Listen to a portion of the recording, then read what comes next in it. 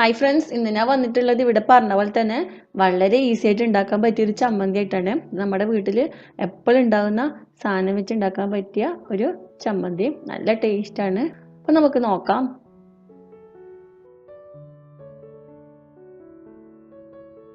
അപ്പം ഇതിനു വേണ്ടി നമുക്ക് ആദ്യം ഒരു പാൻ ചൂടാക്കി അതിൽ 1 ടേബിൾ സ്പൂൺ വെളിച്ചെണ്ണ ഒഴിച്ച് ഒന്ന് ചൂടാക്കിയെടുക്കാം. ഈ എണ്ണ ഒന്ന് ചൂടായതിനു ശേഷം നമുക്ക് ഇതിലേക്ക് 5-6 ചുവന്ന മുളക് ഇട്ട് കൊടുക്കാം.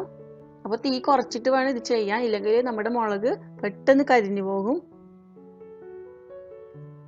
ഇവിടെ റെഡി ആയിട്ടുണ്ട്. നമുക്കിത് എണ്ണയിൽ നിന്ന് കോരി മാറ്റാം. അപ്പോൾ ഈ എണ്ണ കളയരുത്, നമുക്ക് അവസാനം ആവശ്യമുണ്ട്.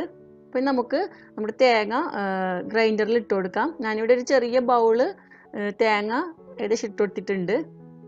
ഇപ്പോൾ ഒരു ഗ്രൈൻഡറിൽ പകുതിയോളം ഞാൻ ഇട്ട് കൊടുത്തിട്ടുണ്ട്. ഇനി ഇതിലേക്ക് നമുക്ക് ഒരു വെളുത്തുള്ളിയുടെ അല്ലി ഇട്ട് കൊടുക്കാം. ചെറിയൊരു അല്ലി ഇട്ട് കൊടുത്താൽ മതി. പിന്നെ നമ്മൾ നേരത്തെ ഫ്രൈ ചെയ്ത് വെച്ച മുളക് ഇട്ട് കൊടുക്കാം. പിന്നെ കുറച്ച് കറിവേപ്പില ഇട്ട് കൊടുക്കാം. നമുക്ക് നന്നായിട്ടൊന്ന് ഗ്രൈൻഡ് ചെയ്തെടുക്കാം. അപ്പം ഞാനിവിടെ എല്ലാം കൂടി നന്നായി ഗ്രൈൻഡ് ചെയ്തെടുത്തിട്ടുണ്ടെങ്കിൽ ഇതിലേക്ക് നേരത്തെ മാറ്റി വെച്ച എണ്ണയിൽ നിന്ന് ഒരു 1.5 ടീസ്പൂൺ എണ്ണ ഒഴിച്ചു കൊടുക്കാം. പിന്നെ ഇതിലേക്ക് നമുക്ക് 1 ടീസ്പൂൺ ഒന്നുകിൽ ലെമൺ ജ്യൂസ് അല്ലെങ്കിൽ വിനാഗിരി ഒഴിച്ചു കൊടുക്കാം. പിന്നെ ആവശ്യത്തിന് ഉപ്പും കൂടി ചേർത്ത് കൊടുക്കാം.